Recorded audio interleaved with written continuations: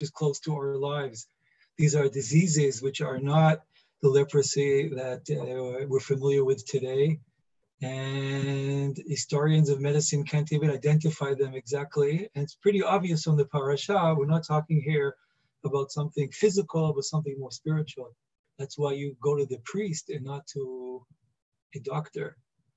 But I think that in time of a pandemic, it perhaps is very proper to read such a parasha and to feel how it touches directly our own lives. We will read tomorrow about different types of diseases that the person who is identified as sick has to isolate himself from society. As the Torah says, Kol Yemei Asher Hanega Bo Yitma, all the days where the plague is in him, he shall be unclean. Tamehu, he's unclean, and therefore, Badad Yeshev Mechutz LaMachaneh Moshavo, he shall dwell down, without the camp shall his dwelling be. And sounds very familiar. I mean, you have their viruses, different diseases, people who are isolated because of the disease. There's also a good thing in the parsha that eventually you can come back to society and leave your isolated place. So it sounds very close, really dialoguing directly with us, but still I think that we very clearly can feel the gap and the difference. When you read the parsha tomorrow, you will see to yourselves very clearly how there are many different types of plagues. There are many different types there that the priest very carefully, he has to diagnose what exactly is here. It's also different types of plagues, but it's also more than that, there are different stages until you isolate the person. There are different colors.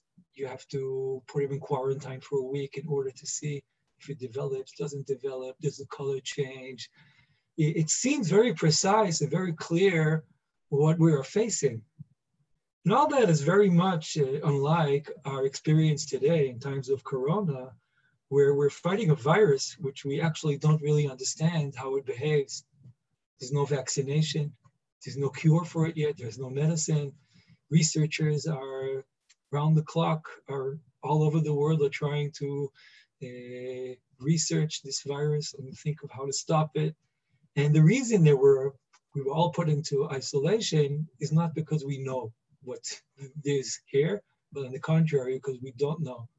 And the only thing we know is that close contact is what can spread it, and therefore we retreat. So it does reflect the parasha, but on the other hand, it is very, very different, very different. And therefore we isolate different people than the parasha. Look, in the parasha, you isolate the man who has the plague. We also isolate today those who are diagnosed and also those who are suspected to be carriers. But we also isolate other people. Until a week ago, we basically almost isolated most of the population. And even today, when the restrictions are a little lowered, still people who are at risk, which are people who have different diseases, or people over a certain age. In other words, people who, if chas v'shalom, they will catch the virus, it will be more dangerous for them. Even though we know it's dangerous also for younger people, but it's more dangerous.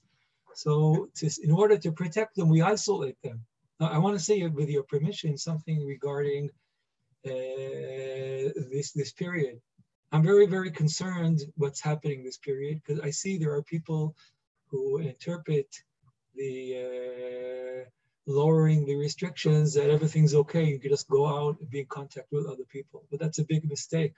On the contrary, since people are allowed more to go to work or leave their homes, we're more at risk because there's more contact now between people. So we have to be more careful when you go out, and if you go out and you're allowed to, that we should minimize our going out and also be very careful to minimize any contact with other people. And this is especially true about this virus because you don't see it immediately. It's not like getting a burn. If you put your hand into the fire, you know that's not supposed to do it. It only comes out after a few days. So I'm really asking you to be very, very careful these days. So there may be, I assume, a tremendous difference between those who are put into quarantine, isolated because they're sick, and those who are because they're at risk. But still, there's something very much in common, and that is to be isolated is an experience. With your permission, I would like to touch 3 short points from the parasha, which perhaps will dialogue with our experiences today. First is, if you look at the parasha, as I mentioned before, it's very gradual and careful. You don't have a widespread on your skin and the Kohen throws you out of the camp. No, it doesn't happen that way. He examines it, he waits a week, he rechecks it, he diagnoses what it is. Also, when the person who had the plague returns to society, it's a gradual return. It doesn't happen at once. Now, this reflects a lot of what we need these days, which is to be gradual, to think well, to ask how to do it. I can say that I think that unlike the parasha, there's still great confusion. I mean, I'm trying to understand, reading the news and analysis. Does anybody really understand what's the right thing to do today? I mean, we realize that minimizing contact is the right thing, but does anybody really know what's the right thing? No. So that's another good reason to do it gradually. But hopefully, we'll have more and more knowledge about it. And researchers and scientists and those who make policy will hopefully make the right decisions. Now, the second is I want to talk about while you're in isolation. And look, the Torah only describes the plagues, and the Torah doesn't describe why it happens. But it seems very clear, and Chazal thought so, that there's no plague without sin. And being alone, obviously, makes you to be a lot with yourself, to think a lot. And we should not miss the opportunity of rethinking, of being with ourselves and thinking about how we lived. Now, Chazal thought that Lashon Hara goes together with Tzarat, with leprosy. That's what Chazal thought. The reason they thought so is because Miriam spoke bad things against Moshe Rabbeinu, and she got the plague. She was Metzorat. But you really have to explain the linkage and the connection. And I would like to share with you some words of the Rambam, which really flip-flops the relationship between having the plague and being isolated. I think the common understanding, it makes a lot of sense to understand that way, is that since you're with the plague, therefore we will isolate you. Meaning, since you are unclean, since you're tamei, so the tumor could spread. So let's isolate you. Why do we isolate sick people? In order that they should not spread it, the other people should not catch it from them because it's contagious. The Rambam says the opposite. The Rambam says that this is the person who we want to isolate him. How do we isolate him? We make him a Metzora. Now, why do we want to isolate him? The Rambam says it goes with Lashon Hara. Because Lashon Hara, we have to realize, is not a sin of an individual. Lashon Hara is not like eating chas v'shalom chazer. It's a terrible sin, but it's your private sin. Lashon Hara is how you talk to other people. Lashon Hara is a social issue. It's what kind of society do we have? You should know that the laws of Lashon Hara are not only to talk Lashon Hara, but also to accept Lashon Hara. Lashon Hara needs somebody not only to talk it, but also to listen to it. And Lashon Hara is really talking about who we are as a society. And the Rambam, I won't read all of it to you. The Rambam at the end of the laws of Tumat Tzarat, the Rambam is trying to learn the lesson from Tzarat. And the Rambam says the lesson is our social media, our social context. That is the lesson. The Rambam says apparently the person who will get Tzarat is somebody who there was some problem with the way he talked about other people, meaning his social context, in the way he spreads poison. He poisons the atmosphere in his society.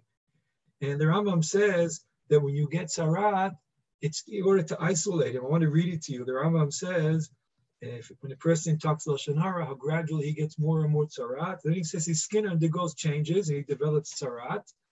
This causes him to be isolated.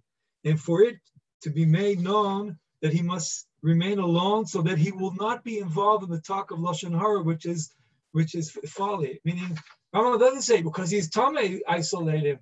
The Torah wanted to isolate those who talk Lashon Hara. In other words, when we read this parsha and we look at our lives today, it's good. I'm not saying what's wrong, but to ask the question. We should ask ourselves in a very clear way, was something wrong in the way our society lives, is run in our social context? And we should use this time of isolation for rethinking, for tshuva. And the third is, I want to talk about how to go out. I'm sure you know that you will notice when you read the parsha tomorrow that there are two colors in our parsha, white and red. The person with leprosy, the person with the plague, it's always white. And when the Metzora, he returns to society, so appears there the color red, which is through the blood of the two birds that he brings, that they put it on his body.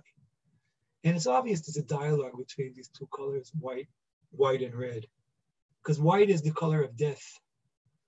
A person who dies, there's no blood circulating in his body, he turns white.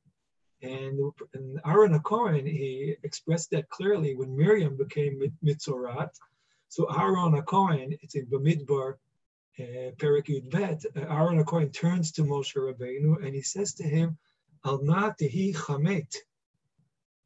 Our sister should not be like a dead person. So first I want to say something with your permission about the tzarat being like white. The Metzora is isolated. And basically isolation is not the way people are supposed to live.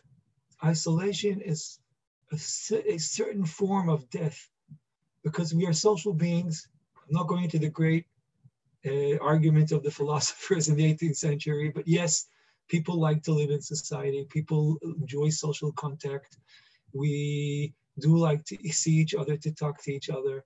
And we have to realize that even though it's the most responsible thing today to remain home, to refrain from social contact, and especially those who are at risk, we have to recognize how difficult it is and how this is not the way people are supposed to live. I mean, those who are lucky, they're home as a couple. There are those who are home all alone. My mother's all alone already for weeks, and it's very hard.